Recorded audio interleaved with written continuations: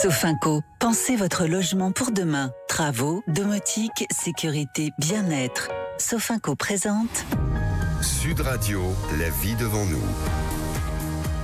Bienvenue sur Sud Radio avec notre rendez-vous La vie devant nous. Chaque dimanche, avec nos invités, on va vous donner envie de vieillir, et oui, de bien vivre son âge avec le sourire. On le redira jamais assez, nous avons gagné plus de 30 ans d'espérance de vie en un siècle. Donc on va vous proposer des conseils, des témoignages, et puis pour que ça soit justement une bonne nouvelle pour tout le monde. Ça va peut-être engager des sujets de discussion ce midi entre grands-parents, parents, enfants, en famille. Bon appétit ou bon apéritif si vous êtes déjà à table. Vivre son âge sans se sentir vieux, c'est tout de suite. Alors on va parler de designer votre intérieur avec un ergothérapeute pour bien aménager votre chez vous avec notre invité Jean-Philippe Arnoux. Ensuite, comment déjouer les arnaques avec Frédéric Labrosse et nous donner justement les bons réflexes pour éviter les fraudes sur Internet. Bien vivre chez soi avec Jean-Baptiste Prévetot et pour les bonnes pratiques et retours d'expérience d'équipement de son logement. Et puis, pour finir, il n'y a pas d'âge pour apprendre avec Bénédicte Frèvre-Tavignot qui vous propose de reprendre, pourquoi pas, nos études après la retraite ou avant et réaliser notre rêve. Et sans oublier de poser les questions, vos questions au 0826 300 300 Sud Radio. Bienvenue à tous, la vie devant nous commence aujourd'hui avec notre premier invité, Jean-Philippe Arnoux. Bonjour, vous êtes directeur de Silver Economy et accessibilité chez Saint-Gobain et vous nous parlez aujourd'hui avec votre casquette Maison des Travaux.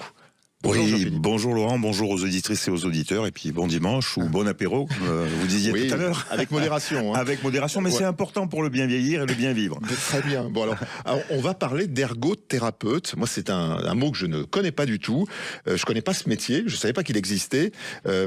Qu'est-ce que c'est déjà un ergothérapeute ?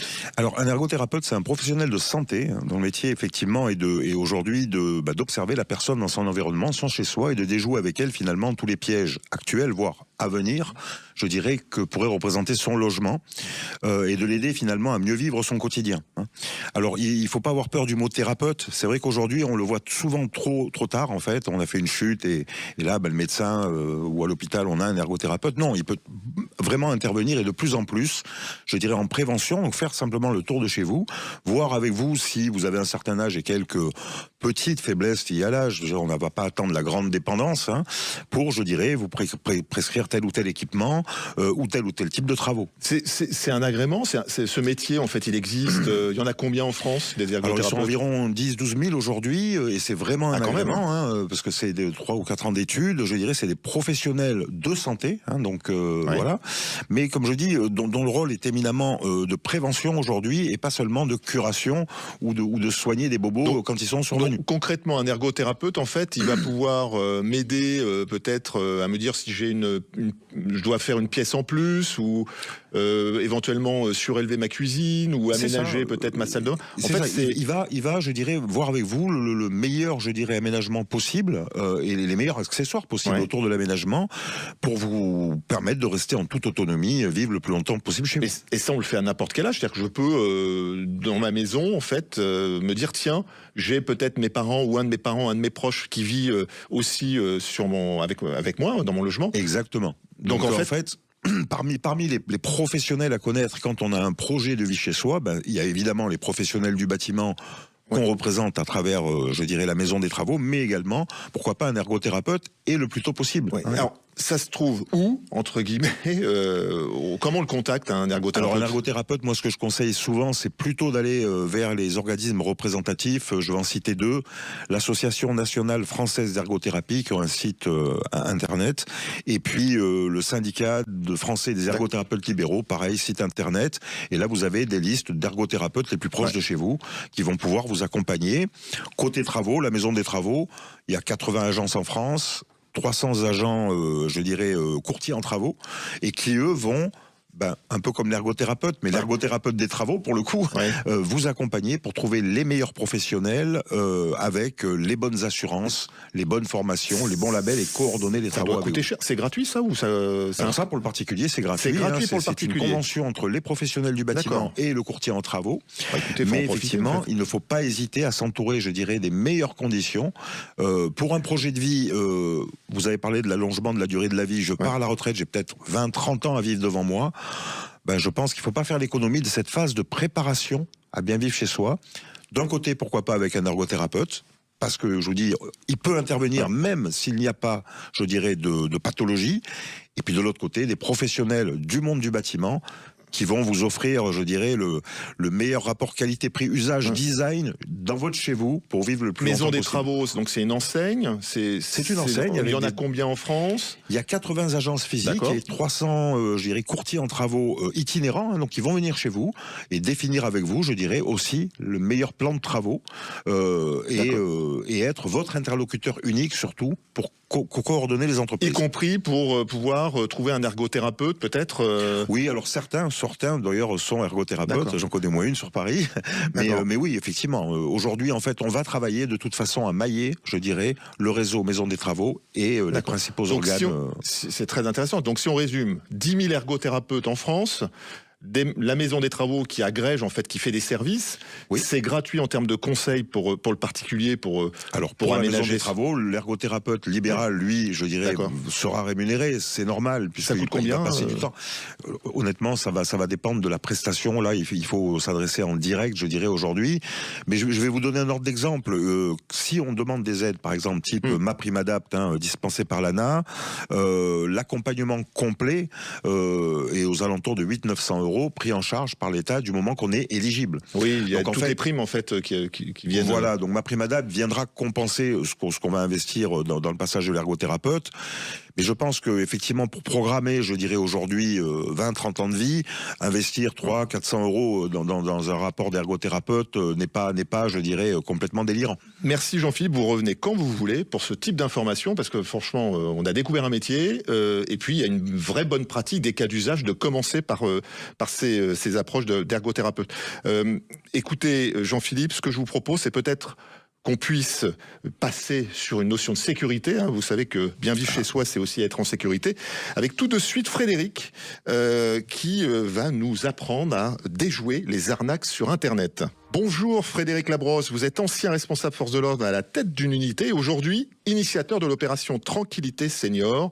Frédéric, vous allez nous parler aujourd'hui de fraude et notamment de fraude sur Internet. On va devenir des spécialistes pour pouvoir les déjouer.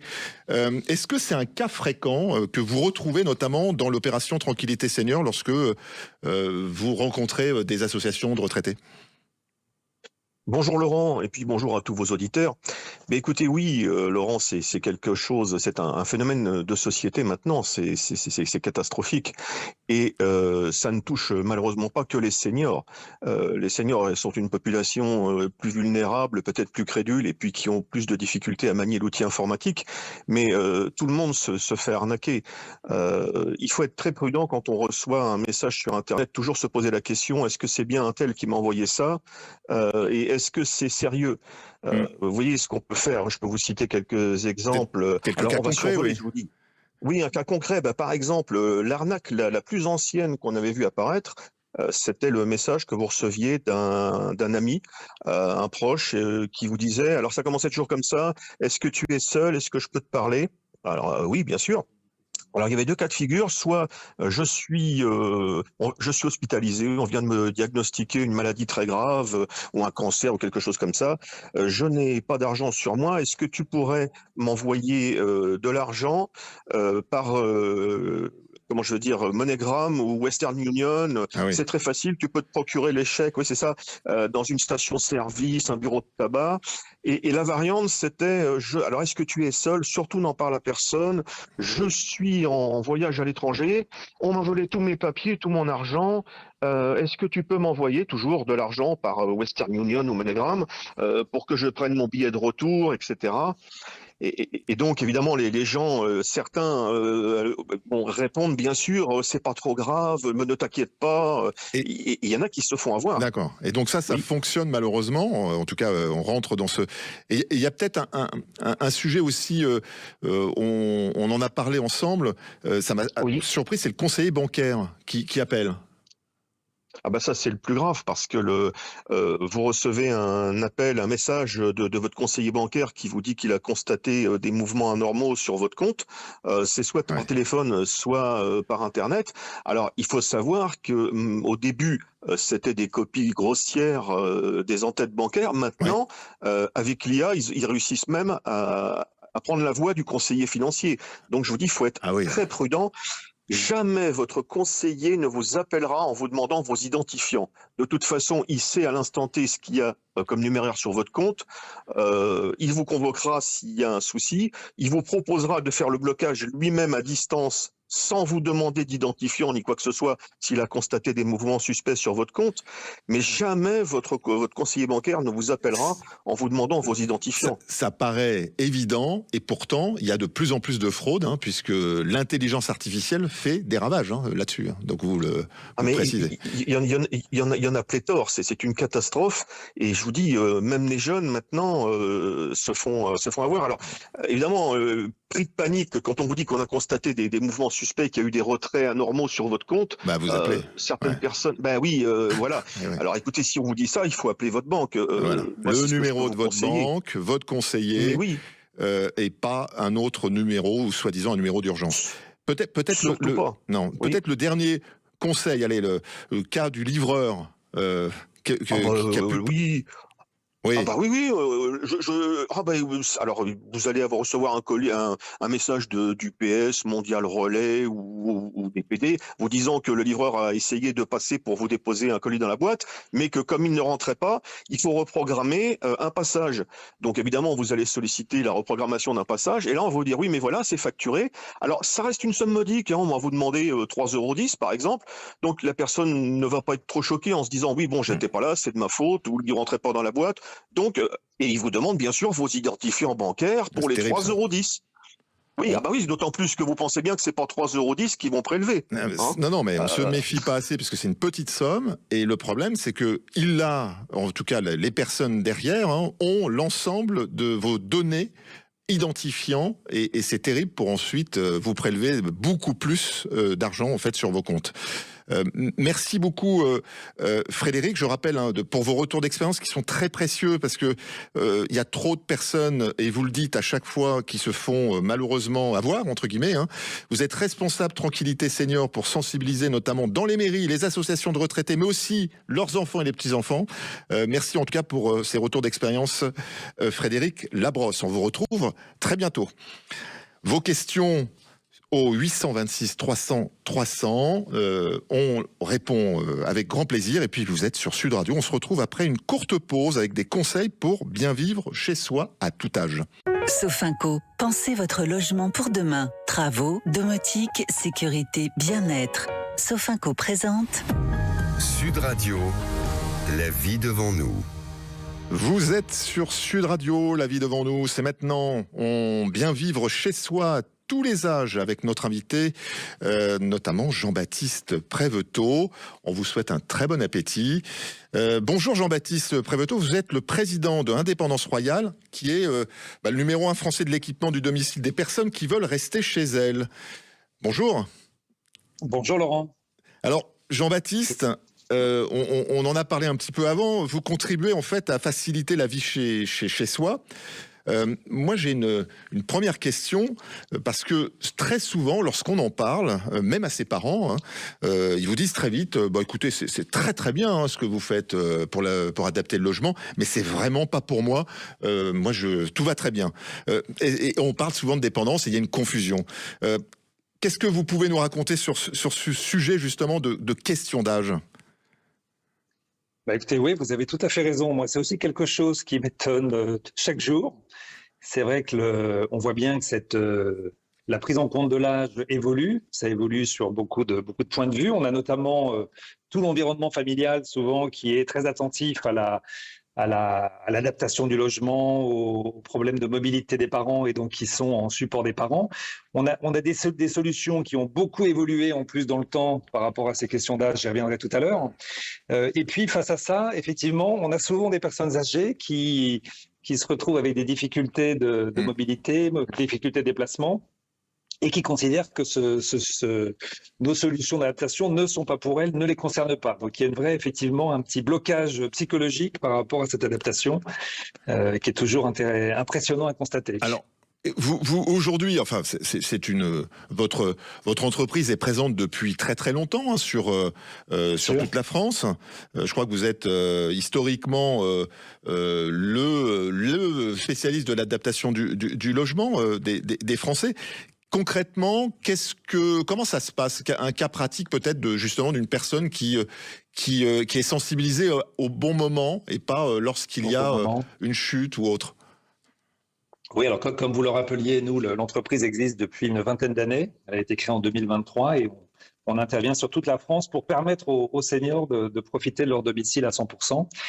On est sollicité par les personnes âgées et beaucoup, comme on le rappelait tout à l'heure, par les enfants qui se préoccupent justement du bien vieillir à domicile. On a des conseillers. Ce qui est intéressant aussi, c'est que de plus en plus dans nos équipes, on a nos conseillers autonomie qui sont des techniciens.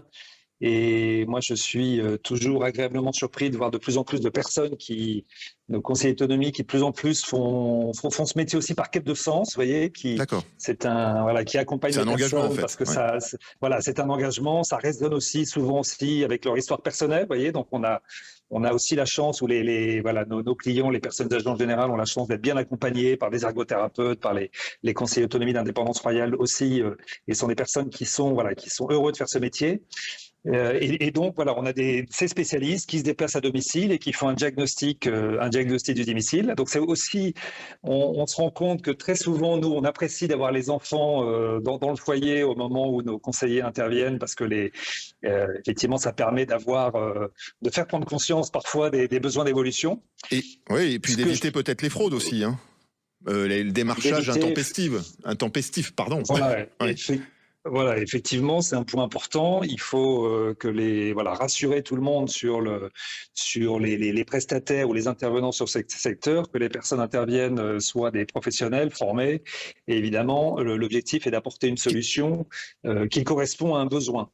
Moi, l'autre point que je constate aussi, c'est que je pense que c'est sûr qu'il y a souvent, on a ce défaut d'anticipation qu'on constate en France et qu'on ne retrouve pas du tout dans les autres pays. Ça, c'est vrai. Et ce qui m'impressionne aussi souvent, c'est que on fait quelque chose d'assez particulier dans notre métier, c'est qu'il y a peu d'anticipation, il y a souvent des temps de maturation assez longs, mais il y a c'est un peu l'objet de cette émission, en fait. C'est de parler à tout le monde. Il y a une reconnaissance qui est immédiate. Vous voyez, c'est-à-dire qu'une fois que la salle de bain a été installée, que les personnes se rendent compte qu'on n'est pas c'est pas une salle de bain d'hôpital, par exemple. Il y a de l'espace, on crée de la circulation. Il y a des points d'appui qui sont discrets, mais qui sont à très forte valeur ajoutée. Et ce qui fait que, on a ce plaisir d'intervenir et puis finalement d'avoir des personnes qui sont tout de suite satisfaite des aménagements qui ont été faits. Donc vous associez l'ergothérapeute, le conseil, le design en quelque sorte. C'est-à-dire que vous l'avez dit très justement, on n'a pas envie d'avoir une maison qui se transforme en résidence médicalisée ou en hôpital, encore moins, parce que c'est justement pour rester chez soi.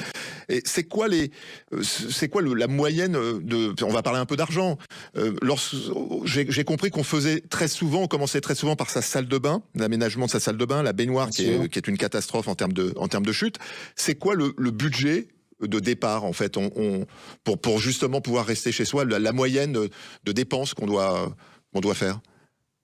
Oui, alors c'est sûr qu'on parle beaucoup donc en fait les travaux d'adaptation sont multiples, et chez Indépendance Royale on peut intervenir aussi bien sur des volets roulants, sur même du confort estival, des solutions de climatisation ou des solutions pour monter et descendre son escalier. Alors il y a les fameux monte-escaliers électriques historiques. On a maintenant des solutions de monte-escalier mécanique, qui sont plus simples et qui vous permettent de maintenir l'exercice physique. Mais effectivement, on parle beaucoup de la salle de bain et des toilettes parce que c'est le lieu où il y a le plus de chutes.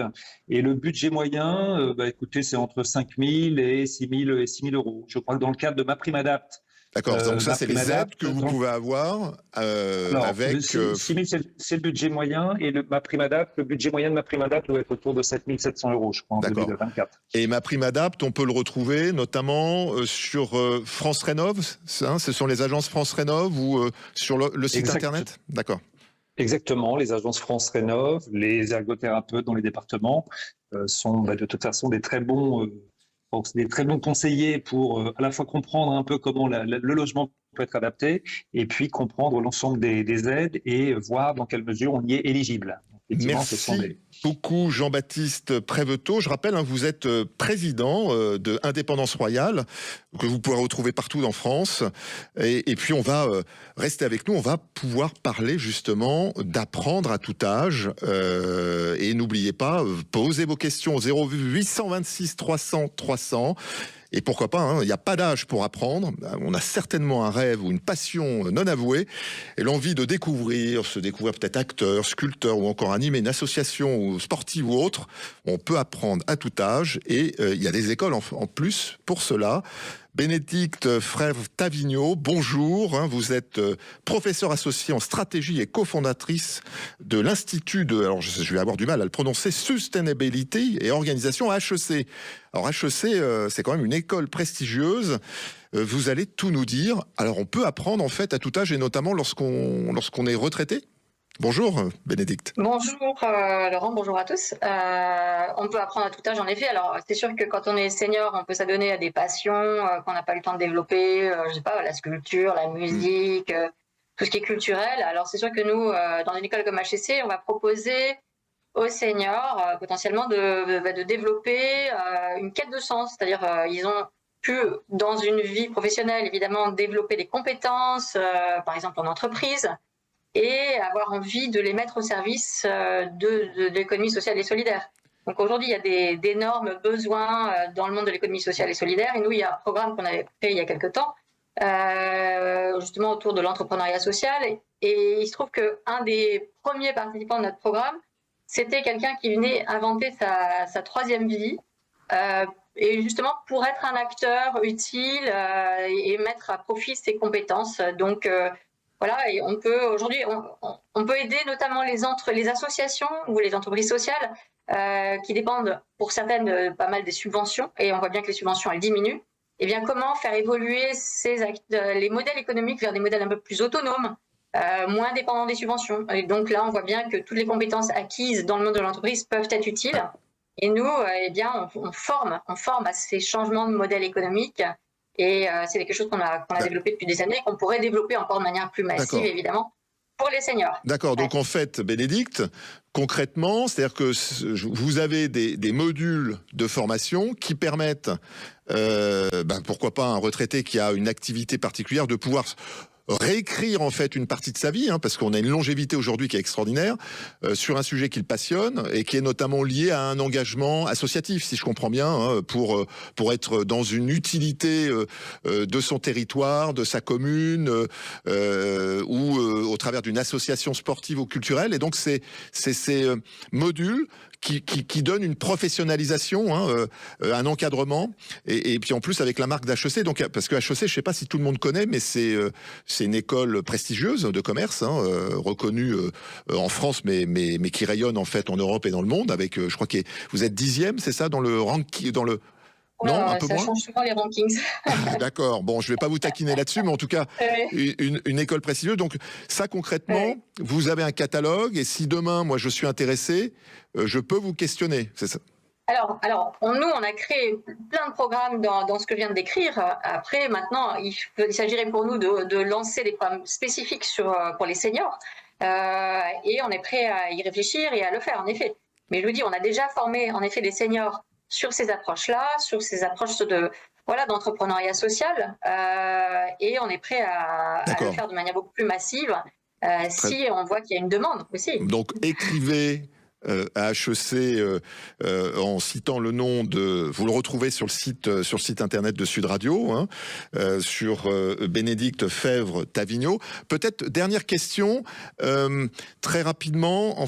je crois que vous avez des jeunes aussi, parce que c'est beaucoup de diplômes de jeunes d'écoles de commerce qui sont très intéressés par rendre des applicatifs, des solutions pour justement le vieillissement de notre population.